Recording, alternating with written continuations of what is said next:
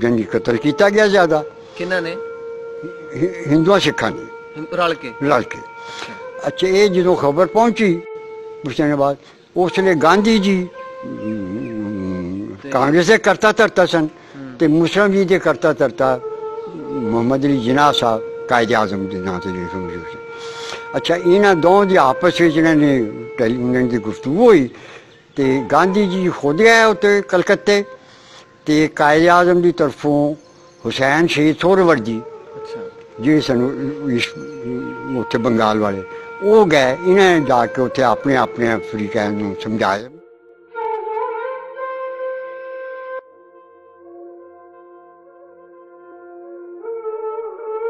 कि जेलम और पिंडी के दरम्यान एक जंक्शन है मंदरा के करीब एक पिंड है जिथे दा मास्टर तारा सिंह सी। अच्छा उत्थों के लोगों ने मास्टर तारा सिंह के घर भी मास्टर तारा सिंह कौन सी जी? जी मैं दस ये बाद बड़े मशहूर हो गया सी सिखा का लीडर। अच्छा लीडर सी उन्होंने जी हाँ जी। अच्छा उत्थे मास्टर तारा सिंह दे घर मुसलमान ने हमला किया कतल वारत की लेकिन मास्टर तारा सिंह और ये एक बेटी ये टब्बर के सिर्फ ये बंदी बच गया किसी तरीके नाल। मास्टर तारा सिंह दौड़ के अमृतसर आ गया तो जिसले फिर हिंदुओं को पता लगा ना भी इस तरह फसादात शुरू हो गए ने हिंदू डरपोक कौम सी आप वो मुसलमानों कतल नहीं सी कर सकते दलेरी नाल वो इधर उन्होंने जिस वे पता लगा कि मास्टर तारा सिंह की फैमिली को कतल कर दिता गया उन्होंने पैसे दे के मास्टर तारा सिंह को खरीद लिया तो वो मास्टर तारा सिंह का सरदार होना जोड़ा सी ना वो फायदा उठाया चुनाच जो मास्टर तारा सिंह ने फिर अग ला दी सिखा में जगह जगह जाके। अच्छा भी तुम जिथे मुसलमान मिले कतल करो ये किया वो जो कायदे आजम को पता लगा तो कायदे आजम ने मुख्तलिफ बंदे पा के ते मास्टर तारा सिंह समझाने की कोशिश जिसले तो उतों के मुंडिया खुंडिया ने सिख मुंडिया खुंडिया ने उन्होंने अचानक एक दिन अमृतसर शहर के बाजार के मुसलमानों को कतल करना शुरू कर दिता। ये गल फिर वध गई ये अमृतसर में जो राइफ्स ने ये 28 जनवरी 1947 में हुए ने। अगले दिन 1 मार्च को पूरे पंजाब में मैट्रिक के इम्तिहान शुरू होने से। अच्छा पंजाब के इस तरह इब्तदा हुई उत्थे शाम तो लैके सूरज तलू होने तक हर उत्थे पहरा होता पहरा उत्थे 4-5 जवान बंदे बच्चे लैके उत्थे जागते रहते होंगे सी। ये जो फौजी रिटायर्ड सन ये 2 ग्रुप बना दिते सन। उन्होंने एक ग्रुप जोड़ा उन्हें इशा वेले शुरू होना तो उन्हें अद्धी रात तक उन्हें राउंड करना मुख्तलिफ सारे पहरेदार। सब दा पंजाब चैनल नूं सबसक्राइब करो ते टली दे बटन नूं भी दबा दिओ नवीं लेटेस्ट वीडियो देखण वास्ते। इन्हें दे विच बलमा टुटियां कलम होए सिर कलमा टुटियां इज्जत वाली टाणी उत्तों अजरा रजिया सलमा टुटियां तां जाके मौका बनिया पाकिस्तान कोई सौखा बनिया पाकिस्तान बहुत औखा बनिया। दोस्तों अज असी पाकिस्तान की बुनियाद जदों रखी गई उन्हां दे गवाह सन 47 की हिजरत के चशमदीद गवाह साडे नाल मौजूद ने ते असी थोड़ी मुलाकात करवावांगे ते असी भी जानन की कोशिश करांगे कि की मुश्किलात आईयां पाकिस्तान बनन तो पहला की हालात सन पाकिस्तान बनिया फिर कैसा सफर रहा ते पाकिस्तान बनन तो बाद कायद दे पाकिस्तान नूं ओ किस तरह देखते ने ते आओ दोस्तों मिलते हैं सन 47 दे एक चशमदीद गवाह दे नाल। अस्सलाम वालेकुम जनाब। बुजुर्गो सब तो पहला ते अपना नाम दस्यो जरा जी। मेरा नाम है मोहम्मद शहीद। हाँ जी वालिद साहब दा की नाम है? मेरा नाम से चौधरी फजल अहमद। मेरे अब्बा जी ने 1912 में मैट्रिक किया। अच्छा जी। ते 1916 में BA किया माशाअल्लाह। ते साडे मेरा मैं ऐसी महाजन मेरे पिंड का नाम सी फतेहपुर राजपूत। अच्छा जी। अमृतसर शहर तो 9 मील के फासले ते सी ते साडा पिंड जिहड़ा है वो सिर्फ और सिर्फ मुसलमानों की आबादी सी सारी। अच्छा अपनी बरादरी केड़ी है जी कौम केड़ी? राजपूत जी। उत्थे पूरे पिंड दे विच सिर्फ राजपूत जमींदार सन, मालकान सन, ਅੱਛਾ ਜੀ बाकी मुजारियां सन। ਤੇ ਸਿਰਫ ਔਰ ਸਿਰਫ ਮੁਸਲਮਾਨਾਂ ਦੀ ਆਬਾਦੀ ਸੀ। ਇੱਕ ਸਿੱਖਾਂ ਦਾ ਘਰ ਰੱਖਿਆ ਹੋਇਆ ਸੀ, ਕਿਉਂਕਿ ਬਾਈ ਪਿੰਡਾਂ ਦੀ ਜ਼ੈਲ ਜਿਹੜੀ ਸੀ ਨਾ, ਉਹ ਜ਼ੈਲਦਾਰੀ ਸਾਡੇ ਕੋਲ ਸੀ। ਅੱਛਾ ਤੇ ਉਸ ਜ਼ਮਾਨੇ ਵਿੱਚ ਹਿੰਦੂ ਔਰ ਸਿੱਖ ਅਫਸਰ ਹੁੰਦੇ ਸੀ, DC SP ਵਗੈਰਾ, ਜਿਹੜੇ ਉਹ ਦੌਰਾ ਕਰਦੇ ਹੁੰਦੇ ਸੀ। ਅੱਛਾ ਤੇ ਉਹ ਇੰਨੇ ਛੂਤ-ਛਾਤ ਦੇ ਕਾਇਲ ਸੀ ਵੀ ਜੇ ਮੁਸਲਮਾਨ ਦਾ ਹੱਥ ਲੱਗ ਗਿਆ ਨਾ ਗਲਾਸ ਨੂੰ, ਤੇ ਗਲਾਸ ਵਿੱਚ ਪਾਣੀ ਪੀ, ਉਹ ਕਹਿੰਦੇ ਉਹ ਪੀਂਦੇ ਜੇ ਭੇਟਿਆ ਗਿਆ, ਉਹ ਢੋਲਣਾ ਪੈਂਦਾ ਸੀ। ਇਸ ਕਰਕੇ ਮਜਬੂਰਨ ਸਾਨੂੰ ਇੱਕ ਘਰ ਸਿੱਖਾਂ ਦਾ। ਇੱਕ ਘਰ ਸਿੱਖਾਂ ਦਾ ਰੱਖਣਾ ਜਿਹੜਾ ਉਹਦੀ ਰੋਟੀ। ਪਿੰਡ ਦਾ ਨਾਮ ਕੀ ਸੀ ਭਲਾ? ਫਤਿਹਪੁਰ ਰਾਜਪੂਤਾਂ ਅੱਛਾ ਪਿੰਡ ਦਾ ਨਾਮ ਸੀ। ਤਹਿਸੀਲ ਅੰਮ੍ਰਿਤਸਰ, ਜ਼ਿਲ੍ਹਾ ਅੰਮ੍ਰਿਤਸਰ, ਅੰਮ੍ਰਿਤਸਰ ਸ਼ਹਿਰ ਤੋਂ 9 ਮੀਲ ਦੇ ਫਾਸਲੇ ਤੇ। ਤੇ ਉੱਥੇ ਜ਼ਿਆਦਾਤਰ ਜਿਹੜੀ ਬਰਾਦਰੀ ਸੀ ਰਾਜਪੂਤ ਬਰਾਦਰੀ ਸੀ ਅਕਸਰੀਅਤ? ਜੀ ਰਾਜਪੂਤ, ਸਾਰੀ ਮਲਕੀਅਤ ਜਿਹੜੀ ਹੈ ਉਹ ਰਾਜਪੂਤਾਂ ਦੀ ਸੀ ਤੇ ਇਹਨਾਂ ਦੀ ਅਕਸਰੀਅਤ ਸੀ। ਕਿਹੜੀ ਕੋਈ ਗੋਤ ਕੋਈ ਜੀ ਮੈਂ ਰਾਜਪੂਤ ਪੱਟੀ। ਅੱਛਾ ਤੁਸੀਂ ਪੱਟੀ ਰਾਜਪੂਤ। ਇਹ ਪਿੰਡ ਜਿਹੜਾ ਹੈ ਨਾ ਜੀ, ਇਹ ਕਿਸੇ ਜ਼ਮਾਨੇ ਵਿੱਚ ਪਤਾ ਨਹੀਂ ਕੋਈ 1000 ਸਾਲ ਪਹਿਲੋਂ ਕਿਤੇ ਬੜੇ ਉੱਚੇ ਟੀਲੇ ਉੱਤੇ ਵਾਕਿਆ ਸੀ। ਅੱਛਾ ਤੇ ਅੱਛਾ ਜੀ, ਜਿਸ ਵੇਲੇ ਹੁਣ ਮੈਂ ਥੋੜ੍ਹਾ ਜਿਹਾ ਸ਼ੁਰੂ ਕਰਨ ਲੱਗਾ ਜੀ। ਹਾਂਜੀ ਹਾਂਜੀ ਦੱਸੋ। ਇਸ ਪਿੰਡ ਦੇ ਵਿੱਚ 4 ਨੰਬਰਦਾਰ, ਬਹੁਤ ਵੱਡਾ ਪਿੰਡ ਸੀ। 4 ਨੰਬਰਦਾਰ, ਇੱਕ ਜ਼ੈਲਦਾਰ ਸੀ। 22 ਪਿੰਡਾਂ ਦੀ ਜ਼ੈਲ ਸੀ ਤੇ ਜ਼ੈਲਦਾਰੀ ਸਾਡੇ ਕੋਲ ਸੀ, ਰਾਜਪੂਤਾਂ ਕੋਲ ਜੀ। ਉਹ ਅੱਛਾ, ਜਿਸ ਵੇਲੇ ਪਾਰਟੀਸ਼ਨ ਹੋਈ ਹੈ ਉਹਦੇ ਥੋੜ੍ਹੇ ਜਿਹੇ ਹਾਲਾਤ ਨਹੀਂ, ਉਸ ਤੋਂ ਪਾਰਟੀਸ਼ਨ ਦੀ ਅਸੀਂ ਗੱਲ ਜ਼ਰਾ ਕਰਦੇ ਹਾਂ, ਲੇਕਿਨ ਉਸ ਤੋਂ ਪਹਿਲਾਂ ਅਸੀਂ ਚਾਹੁੰਦੇ ਹਾਂ ਕਿ ਜਿਹੜਾ ਤੁਸੀਂ ਉੱਥੇ ਜ਼ਿੰਦਗੀ ਗੁਜ਼ਾਰੀ ਹੈ ਪਾਕਿਸਤਾਨ ਬਣਨ ਤੋਂ ਪਹਿਲਾਂ, ਉਹ ਹਾਲਾਤ ਜਿਹੜੇ ਅਸੀਂ ਥੋੜੇ ਜਿਹੇ ਪੇਸ਼ ਕਰ ਲਈਏ। ਉਹ ਸਾਡੇ ਇਰਦ ਗਿਰਦ ਕਿਹੜੇ ਕਿਹੜੇ ਪਿੰਡ ਸਨ? ਮੈਂ ਦੱਸਾਂ, ਠੀਕ ਹੈ ਜੀ। ਅੱਛਾ ਜੀ, ਅੰਮ੍ਰਿਤਸਰ ਸ਼ਹਿਰ ਤੋਂ ਚੱਲੀਏ, ਜਲੰਧਰ GT ਰੋਡ ਜਾਂਦੀ ਹੈ। ਹਾਂਜੀ ਉਸ ਜਾ ਕੇ ਤੇ ਅੰਮ੍ਰਿਤਸਰ ਸ਼ਹਿਰ ਤੋਂ 4.5 ਮੀਲ ਦੇ ਫਾਸਲੇ ਤੇ ਮਸ਼ਰਕ ਵਾਲੇ ਪਾਸੇ ਪੱਕੀ ਸੜਕ ਨਿਕਲੀ ਸੀ, ਜਿਹੜੀ ਮਜੀਠੇ ਤੱਕ ਜਾਂਦੀ ਸੀ। ਅੱਛਾ ਜੀ।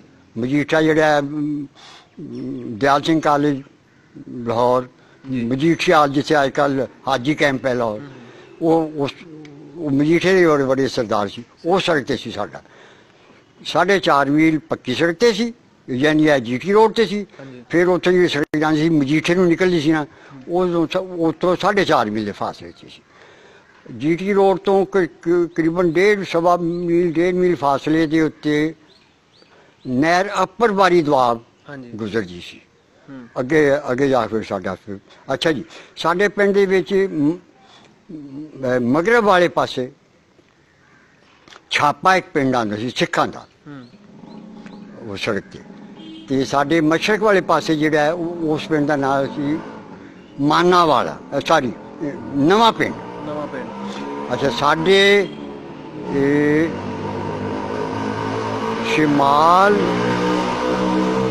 ਸ਼ਿਮਾਲ ਮਗਰੀ ਕੋਨੇ ਵਿੱਚ ਸਾਈਡ ਤੇ ਕਰਕੇ ਉਹ ਪਿੰਡ, ਉਹਦਾ ਨਾਂ ਸੀ ਨਿਜ਼ਾਮਪੁਰਾ। ਅੱਛਾ, ਸਾਡੇ ਪਿੰਡ ਤੋਂ ਜੀ ਜਨੂਬ ਵੱਲ ਜਿਹੜਾ ਨਾ, ਜਿੱਥੇ ਪਿੰਡ ਦੀ ਸਾਡੀ ਆਬਾਦੀ ਖਤਮ ਹੋ ਜਾਂਦੀ ਸੀ ਨਾ, ਉੱਥੋਂ ਕਰਕੇ ਐਨ ਜਨੂਬ ਵੱਲ ਜਾਂਦੀ ਸੀ, ਉਹਦਾ ਪਿੰਡ ਦਾ ਨਾਂ ਸੀ ਮਾਨਾਵਾਲਾ। ਠੀਕ ਹੋ ਗਿਆ। ਮਾਨਾਵਾਲਾ ਜਿਹੜਾ ਹੈ ਉਹ GT ਰੋਡ ਉੱਤੇ ਵੀ ਸੀ ਤੇ ਨਾਲ ਹੀ ਉਹਦੇ ਰੇਲਵੇ ਸਟੇਸ਼ਨ ਵੀ ਉੱਥੇ ਸੀ। ਅੱਛਾ, ਮਾਨਾਵਾਲਾ। ਇਹ ਸਾਰੇ ਪਿੰਡ ਸਿੱਖਾਂ ਦੇ ਸਨ, ਲੇਕਿਨ ਤੁਹਾਡਾ ਜਿਹੜਾ ਸੀ ਉਹ ਮੁਸਲਮਾਨਾਂ ਦਾ? ਸਾਡਾ ਇਹ 22 ਪਿੰਡਾਂ ਦੇ ਵਿੱਚੋਂ ਬਾਅਦ ਸਾਡਾ ਪਿੰਡ ਸੀ ਜਿਹੜਾ ਮੁਸਲਮਾਨਾਂ ਦਾ ਸੀ।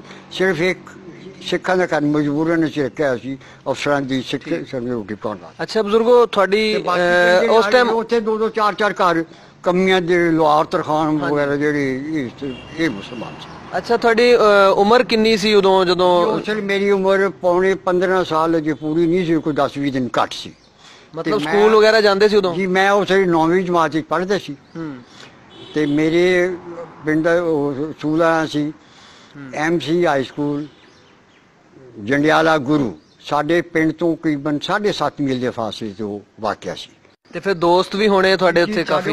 ਉੱਥੇ ਮੈਂ ਔਰ ਮੇਰੇ ਪਿੰਡ 5-6 ਸੀ ਲੜਕੇ, ਅਸੀਂ ਉੱਥੇ ਹੋਸਟਲ ਵਿੱਚ ਸਾਂ। ਹੋਸਟਲ ਵਿੱਚ ਕੋਈ 20 ਦੇ ਕਰੀਬ ਲੜਕੇ ਸੀ। MC ਹਾਈ ਸਕੂਲ ਚ? MC high school Jandiala Guru, ਉੱਥੇ ਮੈਂ ਪੜ੍ਹਦਾ ਸੀ। ਉਹ ਦੋਸਤਾਂ ਦੇ ਕੋਈ ਨਾਮ ਯਾਦ ਨੇ ਹਲੇ? ਜੀ। ਕਿਹੜੇ ਕਿਹੜੇ ਦੋਸਤ ਸੀ? ਫੌਜੀ ਤੌਰ ਤੇ ਮੈਨੂੰ ਯਾਦ ਨਹੀਂ ਆ ਰਹੇ, ਉਹ ਅਸਲ ਮੈਨੂੰ ਯਾਦ ਨਹੀਂ ਅਸਲ। ਅੱਛਾ, ਨਾਮ ਨਹੀਂ ਯਾਦ। ਹੋਰ ਕੋਈ ਜਿਸ ਤਰ੍ਹਾਂ ਕੋਈ ਬਜ਼ੁਰਗਾਂ ਦੇ ਨਾਮ, ਕਿਸੇ ਜਿਹੜੇ ਮੇਰੇ ਪਿੰਡ ਦੇ ਦੋਸਤਾਂ ਦੇ ਕਿਸੇ ਦੇ ਨਾਮ? एक मेरा फुफी ਦਾ ਭਾਈ ਸੀ, ਉਹਦਾ ਨਾਂ ਸੀ ਮਨਜ਼ੂਰ ਅਹਿਮਦ, ਉਹ ਪਾਰਟੀਸ਼ਨ ਦੇ ਬਾਅਦ ਇੱਥੇ ਆ ਕੇ ਪਟਵਾਰੀ ਹੋ ਗਿਆ ਸੀ। ਅੱਛਾ। ਇੱਕ ਸੀ ਜੀ ਉਹਦਾ ਨਾਂ ਸੀ ਮੁਹੰਮਦ ਸੀ, ਮੇਰਾ ਆਮਨਾਮ ਸੀ, ਉਹ ਫੈਸਲਾਬਾਦ ਅੱਖ ਚੱਕ ਹੈ, ਉੱਥੇ ਜਾ ਕੇ ਉਹ ਆਬਾਦ ਹੋ ਗਏ। ਤੇ ਬਾਕੀ ਉਹ ਨਾਲ ਜੰਡਿਆਲੇ ਗੁਰੂ ਦੇ ਇਰਦ ਗਿਰਦ ਜਿਹੜੇ ਸੀ ਨਾ ਪਿੰਡ ਖਲਚੀਆਂ ਇੱਕ ਮਸ਼ਹੂਰ ਕਸਬਾ ਸੀ, ਉੱਥੇ ਸਾਲਾਨਾ ਬੜਾ ਵੱਡਾ ਮੇਲਾ ਲੱਗ ਗਿਆ ਸੀ। ਉੱਥੋਂ ਦੇ 5-6 ਮੁੰਡੇ ਮੁਸਲਮਾਨਾਂ ਦੇ ਉਹ ਸਾਡੇ ਨਾਲ ਪੜ੍ਹਦੇ ਤੇ ਉਸੇ ਹੋਸਟਲ ਵਿੱਚ ਰਹਿੰਦੇ ਸੀ। ਅੱਛਾ। ਤੇ ਤੁਸੀਂ ਜਦੋਂ ਸਕੂਲ ਤੋਂ ਬਾਅਦ ਫਿਰ ਹਿਜਰਤ ਦਾ ਮਰਹਲਾ ਕਿਸ ਤਰ੍ਹਾਂ ਹੋਇਆ ਤੇ ਸਾਰਾ ਉਹ ਹਾਲਾਤ ਬਦਲੇ, ਤੁਸੀਂ ਬਦਲਦੇ ਦੇਖੇ ਉਹ ਸਾਰੇ ਹਾਲਾਤ, ਤੇ ਉਹ ਕੀ ਕੁਝ ਮਰਹਲਾ ਸੀ? ਹਾਂਜੀ। ਅੱਛਾ, ਬਾਤ ਹੈ ਜੀ ਵੀ ਜਨਵਰੀ 1947 ਦੇ ਵਿੱਚ ਪੂਰੇ ਇੰਡੀਆ ਦੇ ਵਿੱਚ ਪਹਿਲਾ ਜਿਹੜਾ ਹਿੰਦੂ ਮੁਸਲਿਮ ਫਸਾਦਾਤ ਸ਼ੁਰੂ ਹੋਏ ਨਾ, ਉਹ ਕਲਕੱਤਾ ਸ਼ਹਿਰ ਵਿੱਚ ਹੋਏ। ਕਿਹੜੇ ਸਨ ਜਨਵਰੀ 1947। ਅੱਛਾ। ਉਹ ਪਹਿਲੇ ਰਾਈਟਸ, ਪਹਿਲੇ ਹਿੰਦੂ ਮੁਸਲਿਮ ਫਸਾਦਾਤ ਕਲਕੱਤਾ ਸ਼ਹਿਰ ਵਿੱਚ ਹੋਏ, ਜਿਹੜਾ ਬੰਗਾਲ ਦਾ ਉਸ ਵੇਲੇ ਕੈਪੀਟਲ ਸੀ। ਉੱਥੇ ਮੁਸਲਮਾਨਾਂ ਨੂੰ ਜੰਗੀ ਕਤਲ ਕੀਤਾ ਗਿਆ ਜ਼ਿਆਦਾ। ਕਿਹਨਾਂ ਨੇ? ਹਿੰਦੂਆਂ ਸਿੱਖਾਂ ਨੇ ਰਲ ਕੇ। ਅੱਛਾ, ਇਹ ਜਦੋਂ ਖਬਰ ਪਹੁੰਚੀ ਕੁਝ ਦਿਨਾਂ ਬਾਅਦ, ਉਸ ਵੇਲੇ ਗਾਂਧੀ ਜੀ ਕਾਂਗਰਸ ਦੇ ਕਰਤਾ ਧਰਤਾ ਸਨ ਤੇ ਮੁਸਲਿਮ ਲੀਗ ਦੇ ਕਰਤਾ ਧਰਤਾ ਮੁਹੰਮਦ ਅਲੀ ਜਿਨਾਹ ਸਾਹਿਬ ਕਾਇਦ ਆਜ਼ਮ ਦੇ ਨਾਂ ਤੇ ਜਿਹੜੇ ਮਸ਼ਹੂਰ ਸੀ। ਅੱਛਾ, ਇਹਨਾਂ ਦੋਵਾਂ ਦੀ ਆਪਸ ਵਿੱਚ ਉਹਨਾਂ ਦੀ ਗੁਫ਼ਤਗੂ ਹੋਈ ਤੇ ਗਾਂਧੀ ਜੀ ਖੁਦ ਗਏ ਉੱਤੇ ਕਲਕੱਤੇ, ਤੇ ਕਾਇਦ ਆਜ਼ਮ ਦੀ ਤਰਫੋਂ ਹੁਸੈਨ ਸ਼ਹੀਦ ਸੋਹਰਵਰਦੀ ਜਿਹੜੇ ਸਨ ਉੱਥੇ ਬੰਗਾਲ ਵਾਲੇ, ਉਹ ਗਏ। ਇਹਨਾਂ ਨੇ ਜਾ ਕੇ ਉੱਥੇ ਆਪਣੇ ਅਫਰੀਕਾ ਨੂੰ ਸਮਝਾਇਆ 2-4 ਦਿਨਾਂ ਵਿੱਚ ਇਹਨੇ ਕੋਸ਼ਿਸ਼ ਕਰਕੇ ਤੇ ਅਮਨ ਚੈਨ ਉੱਥੇ ਕਾਇਮ ਕਰ ਦਿੱਤਾ। ਠੀਕ ਹੋ ਗਿਆ। ਇਹ ਜਿਹੜਾ ਫਸਾਦ ਹੋਇਆ ਨਾ, ਜਿਹਦੇ ਮੁਸਲਮਾਨਾਂ ਨਾਲ ਜ਼ਿਆਦਾ ਨੁਕਸਾਨ ਹੋਇਆ ਸੀ, ਇਹ ਖਬਰ ਕਰੀਬਨ 20-25 ਦਿਨ ਬਾਅਦ, ਮਹੀਨੇ ਬਾਅਦ ਪਿੰਡੀ ਪਹੁੰਚੀ, ਰਾਵਲਪਿੰਡੀ ਜੇ ਪੰਜਾਬ ਵਿੱਚ ਹੈ। ਅੱਛਾ, ਇਹ ਰਾਵਲਪਿੰਡੀ ਦੇ ਵਿੱਚ ਅਕਸਰੀਅਤ ਮੁਸਲਮਾਨਾਂ ਦੀ ਸੀ, ਚੰਦ ਘਰ ਸਿੱਖਾਂ ਦੇ ਵੀ ਸਨ, ਲੇਕਿਨ ਜਿੰਨੇ ਵੀ ਸਿੱਖਾਂ ਦੇ ਘਰ ਸਨ ਉਹ ਬੜੇ ਅਮੀਰ ਕਬੀਰ ਤੇ ਤਾਜਰ ਕਿਸਮ ਦੇ ਤਾਜਰ ਸ਼੍ਰੀਨਗਰ ਤੱਕ ਵਗੈਰਾ ਜਿਹੜੀ ਸੀ ਨਾ ਲੈਣ ਦੇਣ ਸਾਰੀ ਤਿਆਰ, ਬੜੇ ਅਮੀਰ ਕਬੀਰ ਬੰਦੇ ਸਨ। ਅੱਛਾ, ਅਚਾਨਕ ਮੁਸਲਮਾਨਾਂ ਨੇ ਉਹ ਸਿੱਖ ਜਿਹੜੇ ਉੱਥੇ ਕੋਈ ਬਾਜ਼ਾਰ ਵਿੱਚ ਨਜ਼ਰ ਆਏ ਨਾ, ਇਹਨਾਂ ਨੇ ਅਚਾਨਕ ਉਹਨਾਂ ਸਿੱਖਾਂ ਨੂੰ ਕਤਲ ਕਰ ਦਿੱਤਾ। ਮੁਸਲਮਾਨਾਂ ਨੇ ਜਵਾਬੀ ਕਾਰਵਾਈ ਦੇ ਤੌਰ ਤੇ ਮੁਸਲਮਾਨ ਪਹਿਲੇ ਤੇ ਇਸ ਤਰ੍ਹਾਂ ਹੋ ਗਈ। ਅੱਛਾ, ਇਹ ਖਬਰ ਕੁਛ ਦਿਨਾਂ ਬਾਅਦ ਇਹ ਅੰਮ੍ਰਿਤਸਰ ਪਹੁੰਚੀ। ਅੱਛਾ। ਅੰਮ੍ਰਿਤਸਰ ਜਿਹੜਾ ਜਿੱਥੇ ਗੋਲਡਨ ਟੈਂਪਲ ਹੈ, ਉਹਨੂੰ ਉਹ ਦਰਬਾਰ ਸਾਹਿਬ ਕਹਿੰਦੇ ਨੇ। ਸਿੱਖਾਂ ਦਾ ਸਭ ਤੋਂ ਵੱਡਾ ਗੁਰਦੁਆਰਾ ਉੱਥੇ ਅੰਮ੍ਰਿਤਸਰ ਵਿੱਚ ਹੈ। ਉੱਥੇ ਜਿਸ ਵੇਲੇ ਪਹੁੰਚੀ ਸਿੱਖ ਸਰਦਾਰ ਅੱਛਾ ਉੱਥੇ ਪਹੁੰਚੀ ਜਿਸ ਵੇਲੇ, ਤੇ ਉੱਥੋਂ ਦੇ ਮੁੰਡਿਆਂ ਖੁੰਡਿਆਂ ਨੇ, ਸਿੱਖ ਮੁੰਡਿਆਂ ਖੁੰਡਿਆਂ ਨੇ, ਉਹਨਾਂ ਨੇ ਅਚਾਨਕ ਇੱਕ ਦਿਨ ਅੰਮ੍ਰਿਤਸਰ ਸ਼ਹਿਰ ਦੇ ਵਿੱਚ ਬਾਜ਼ਾਰ ਦੇ ਵਿੱਚ ਮੁਸਲਮਾਨਾਂ ਨੂੰ ਕਤਲ ਕਰਨਾ ਸ਼ੁਰੂ ਕਰ ਦਿੱਤਾ। ਇਹ ਗੱਲ ਫਿਰ ਵੱਧ ਗਈ। ਇਹ ਅੰਮ੍ਰਿਤਸਰ ਵੀ ਜਿਹੜੇ ਰਾਈਟਸ ਨੇ ਇਹ 28 ਜਨਵਰੀ 1947 ਨੂੰ ਹੋਏ ਨੇ। ਅਗਲੇ ਦਿਨ ਯਕਮ ਮਾਰਚ ਨੂੰ ਪੂਰੇ ਪੰਜਾਬ ਵਿੱਚ ਮੈਟ੍ਰਿਕ ਦੇ ਇਮਤਿਹਾਨ ਸ਼ੁਰੂ ਹੋਣੇ ਸੀ। ਅੱਛਾ, ਪੰਜਾਬ ਦੇ ਵਿੱਚ ਇਸ ਤਰ੍ਹਾਂ ਇਬਤਦਾ ਹੋਈ। ਇਹ ਜਿਸ ਵੇਲੇ ਇਸ ਤਰ੍ਹਾਂ ਗੜਬੜ ਹੋਈ ਤੇ ਫਿਰ ਸਿੱਖ ਸਰਦਾਰ ਜਿਹੜੇ ਸਨ ਨਾ, ਇਹ ਉੱਥੇ ਦਰਬਾਰ ਸਾਹਿਬ ਵਿੱਚ ਇਕੱਠੇ ਹੋਏ ਮੁਖਤਲਿਫ ਇਲਾਕਿਆਂ ਦੇ, ਤੇ ਇਹਨਾਂ ਉੱਥੇ ਤੈਅ ਕੀਤਾ ਵੀ ਮੁਸਲਮਾਨਾਂ ਨੂੰ ਜਿੱਥੇ ਮਿਲੇ, ਜਿੱਥੇ ਦਾ ਲੱਗੇ, ਮੁਸਲਮਾਨਾਂ ਨੂੰ ਕਤਲ ਕਰ ਦਿੱਤਾ ਜਾਵੇ।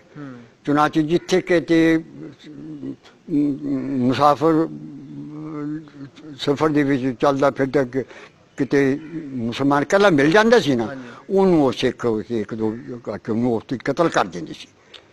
ਇਸ ਤਰ੍ਹਾਂ ਸਾਡੇ ਪਿੰਡ ਦੇ ਕਰੀਬ 2 ਮੀਲ ਦੇ ਫਾਸਲੇ ਤੇ 3 ਮੀਲ ਦੇ ਫਾਸਲੇ ਇਸ ਤਰ੍ਹਾਂ ਕਤਲ ਹੋਣੇ ਸ਼ੁਰੂ ਹੋ ਗਏ ਮੁਸਲਮਾਨ, ਜਿਹੜੇ ਕਿਤੇ ਇਕੱਲਾ ਕੋ ਮਿਲ ਜਾਂਦਾ ਸੀ। ਇਹ ਇਸ ਤਰ੍ਹਾਂ ਕਰਦਾ ਇਹ ਸਾਰੀ ਵਬਾ ਜਿਹੜੀ ਹੈ ਨਾ, ਇਹ ਫਿਰ ਪੂਰੇ ਪੰਜਾਬ ਵਿੱਚ ਫੈਲ ਗਈ। ਅੱਛਾ ਜੀ, ਇਸ ਦੌਰਾਨ ਵਿੱਚ ਇੱਕ ਗੱਲ ਕਿ ਜਿਸ ਵੇਲੇ ਪਿੰਡੀ ਕਤਲ ਹੋਏ ਨੇ ਨਾ, ਮੁਸਲਮਾਨਾਂ ਨੇ ਸਿੱਖਾਂ ਨੂੰ ਕਤਲ ਕੀਤਾ, ਤੇ ਇੱਕ ਜੇਲਮ ਔਰ ਪਿੰਡੀ ਦੇ ਦਰਮਿਆਨ ਇੱਕ ਜੰਕਸ਼ਨ ਸੀ ਹੈ ਮੰਦਰਾ ਦੇ ਕਰੀਬ ਇੱਕ ਪਿੰਡ ਹੈ ਜਿੱਥੇ ਦਾ ਮਾਸਟਰ ਤਾਰਾ ਸਿੰਘ ਸੀ। ਅੱਛਾ, ਉੱਥੋਂ ਦੇ ਲੋਕਾਂ ਨੇ ਮਾਸਟਰ ਤਾਰਾ ਸਿੰਘ ਦੇ ਘਰ ਵੀ ਮਾਸਟਰ ਤਾਰਾ ਸਿੰਘ ਕੌਣ ਸੀ ਜੀ? ਜੀ ਮੈਂ ਦੱਸਦਾ, ਇਹ ਬਾਅਦ ਚ ਬੜੇ ਮਸ਼ਹੂਰ ਹੋ ਗਿਆ ਸੀ, ਸਿੱਖਾਂ ਦਾ ਲੀਡਰ। ਅੱਛਾ, ਲੀਡਰ ਸੀ ਉਹਨਾਂ ਦਾ ਜੀ ਹਾਂਜੀ। ਅੱਛਾ, ਉੱਥੇ ਮਾਸਟਰ ਤਾਰਾ ਸਿੰਘ ਨੂੰ ਦੇ ਘਰ ਮੁਸਲਮਾਨ ਨੇ ਹਮਲਾ ਕੀਤਾ, ਕਤਲ-ਓ-ਗਾਰਤ ਕੀਤੀ, ਲੇਕਿਨ ਮਾਸਟਰ ਤਾਰਾ ਸਿੰਘ ਔਰ ਇਹਦੀ ਇੱਕ ਬੇਟੀ, ਇਹਦੇ ਟੱਬਰ ਦੇ ਵਿੱਚੋਂ ਸਿਰਫ ਇਹ ਬੰਦੇ ਬਚ ਗਿਆ ਕਿਸੇ ਤਰੀਕੇ ਨਾਲ।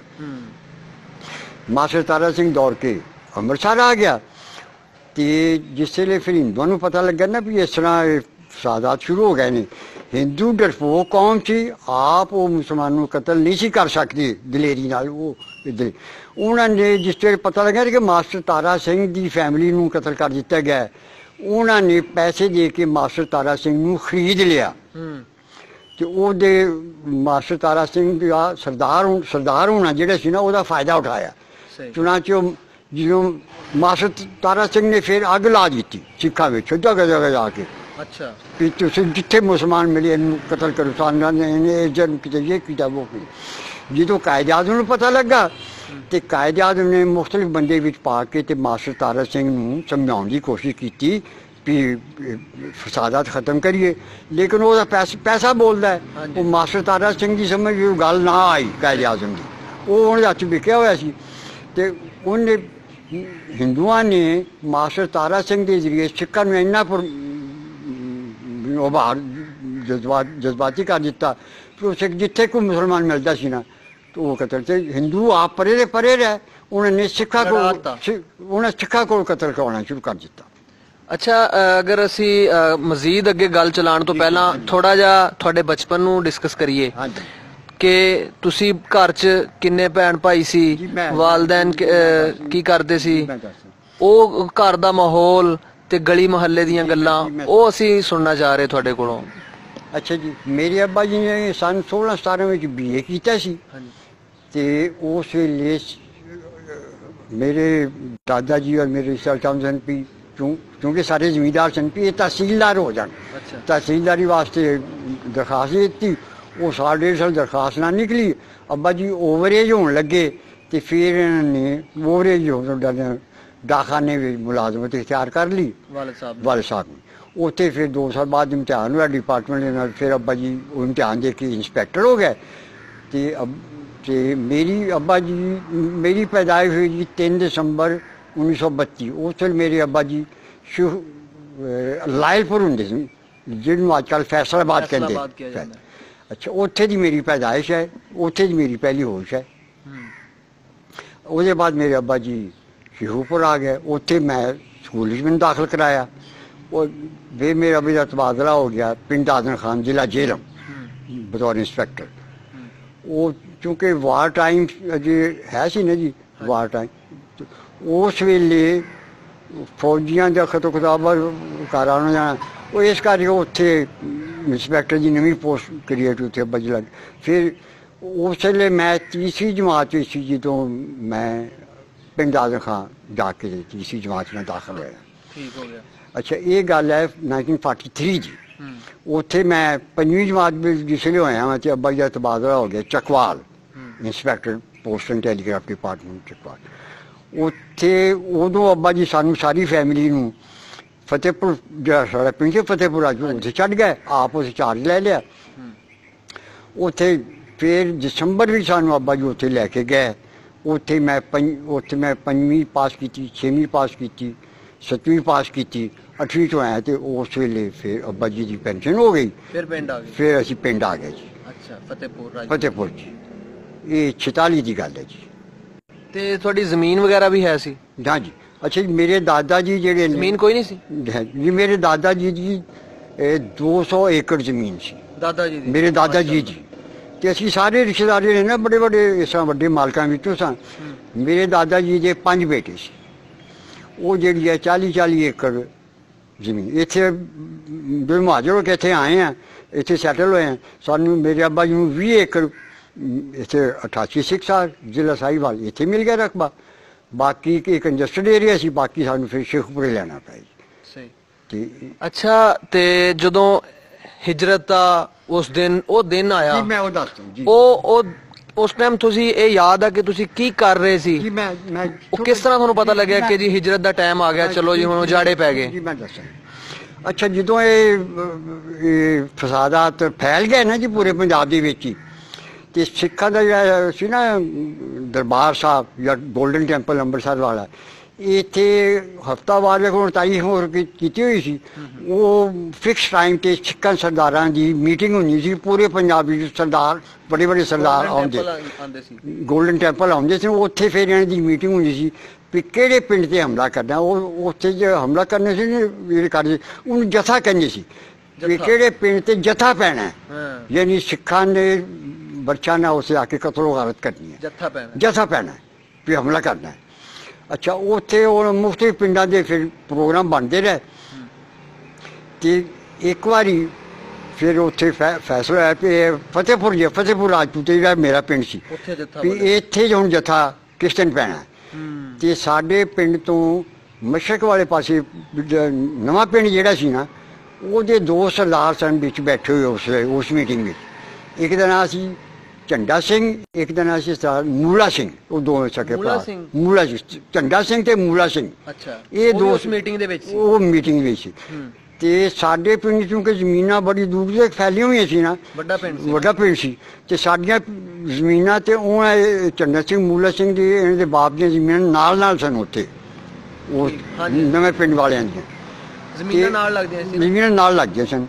ਤੇ ਇਹ ਝੰਡਾ ਸਿੰਘ ਮੂਲਾ ਸਿੰਘ ਦੇ ਛੋਟੇ ਹੁੰਦੇ ਸਨ ਤੇ ਮੇਰੇ ਰਿਸ਼ਤੇ ਵਿੱਚ ਅੰਕਲ ਹੀ ਚਾਚਾ ਲੱਗਦੇ ਸਨ, ਸ਼ੇਰ ਖਾਨ ਉਹਦਾ ਨਾਮ ਸੀ ਉਹਨਾਂ ਦਾ। ਉਹ ਬਚਪਨ ਤੋਂ ਫਿਰ ਨਾਲ ਉੱਥੇ ਦੋਸਤ ਬਣੇ ਹੋਏ ਸਨ। ਜਵਾਨ ਹੋ ਗਏ ਜਦੋਂ ਪਾਰਟੀਸ਼ਨ ਹੋਈ ਤੇ ਉਹ ਜਿਵੇਂ ਉਸ 40 ਸਾਲ ਦੇ ਪਹੁੰਚੇ ਹੋਏ ਸਨ। ਇਹ 2 ਸਿੱਖ ਸਰਦਾਰ ਉੱਥੇ ਮੌਜੂਦ ਸਨ। ਜਦੋਂ ਫਤਿਹਪੁਰ ਦਾ ਨਾਂ ਆਇਆ ਕਿ ਫਤਿਹਪੁਰ ਹਮਲਾ ਜੱਥਾ ਕਿਦੋਂ ਪੈਣਾ, ਉਹਨਾਂ ਦੋਵਾਂ ਨੇ ਕਿਹਾ, ਉਹਨੇ ਕਿਹਾ ਫਤਿਹਪੁਰ ਜਥਾ ਭੇਜਣ ਦੀ ਗਲਤੀ ਨਾ ਕਰਨਾ, ਉੱਥੇ ਜਥਾ ਜਿਹੜਾ ਨਾ ਉਹ ਕਤਲ ਹੋ ਜਾਏਗਾ ਤੇ ਫਤਿਹਪੁਰ ਵਾਲੇ ਦਾ ਕੁਛ ਨਹੀਂ ਵਿਗੜਨਾ। ਇਸ ਕਰਕੇ ਵੀ ਉੱਥੇ 6-7 ਰਿਟਾਇਰਡ ਫੌਜੀ ਮੌਜੂਦ ਨੇ ਔਰ ਪਿੰਡ ਵਾਲਿਆਂ ਨੇ ਇਕੱਠਾ ਕਰਕੇ ਚੰਦਾ ਤੇ ਬੰਦੂਕਾਂ ਖਰੀਦੀਆਂ ਹੋਈਆਂ ਨੇ, ਇੰਤਜ਼ਾਮ ਕੀਤਾ। ਔਰ ਜਦੋਂ ਫਿਰ ਜਿਸ ਵੇਲੇ ਮਾਰਚ ਵਿੱਚ ਫਸਾਦਾਤ ਸ਼ੁਰੂ ਹੋ ਗਿਆ ਨਾ, ਉਹਦੇ 1 ਮਹੀਨੇ ਬਾਅਦ ਹੀ ਸਾਡੇ ਐਲਡਰਸ ਨੇ ਵੱਡਿਆਂ ਨੇ ਇਕੱਠੇ ਹੋ ਕੇ ਨਾ, ਤੇ ਪਿੰਡ ਵਿੱਚ 6-7 ਰਸਤੇ ਸਨ ਅੰਦਰ ਦਾਖਲ ਹੋਣ ਦੇ। ਹਰ ਰਸਤੇ ਤੇ ਉਹਨਾਂ ਨੇ ਪਹਿਰੇ ਮੁਕਰਰ ਕਰ ਦਿੱਤੇ। ਤੇ ਉੱਥੇ ਸ਼ਾਮ ਤੋਂ ਲੈ ਕੇ ਤੇ ਸੂਰਜ ਤਲੂ ਹੋਣ ਤੱਕ ਹਰ ਉੱਥੇ ਪਹਿਰਾ ਹੁੰਦਾ ਸੀ। ਪਹਿਰਾ ਉੱਥੇ 4-5 ਜਵਾਨ ਬੰਦੇ ਬੱਚੇ ਲੈ ਕੇ ਉੱਥੇ ਜਾਗਦੇ ਰਹਿੰਦੇ ਹੁੰਦੇ ਸੀ।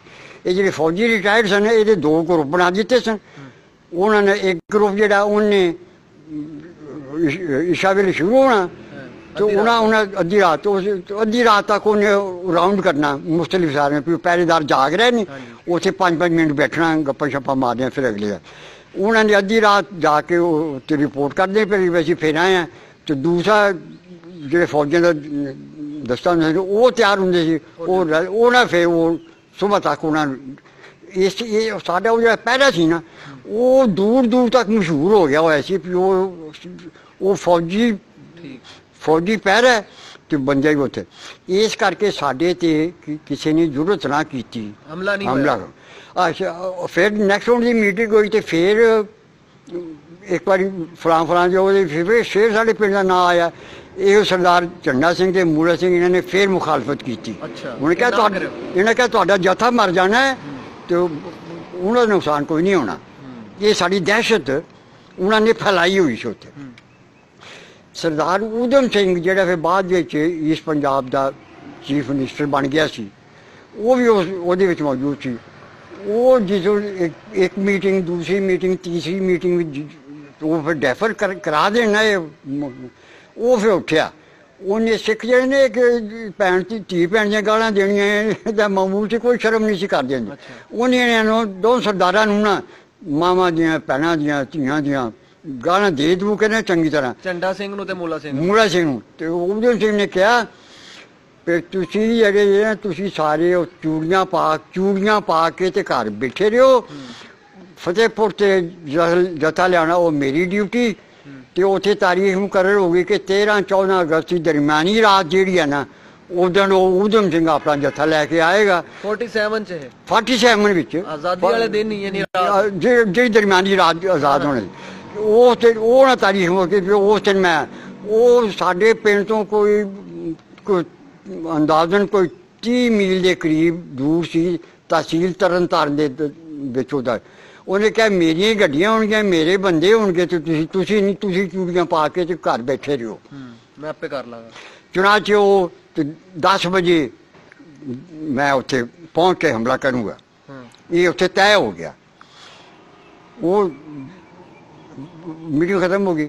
ਉਹਦੇ ਬਾਅਦ ਉਹ ਜਦੋਂ 2-3 ਦਿਨ ਬਾਅਦ ਹਮਲੇ ਦਾ ਤਾਰੀਖ ਆਈ ਨਾ, ਉਸ ਵੇਲੇ ਝੰਡਾ ਸਿੰਘ ਤੇ ਮੂਲਾ ਸਿੰਘ ਨੇ ਅੱਧੀ ਰਾਤ ਵੇਲੇ ਆਪਣੇ ਦੋ ਤਿੰਨ ਬੰਦੇ ਇਤਮਾਦ ਵਾਲੇ ਉਹ ਸਾਡੇ ਪਿੰਡ ਭੇਜੇ।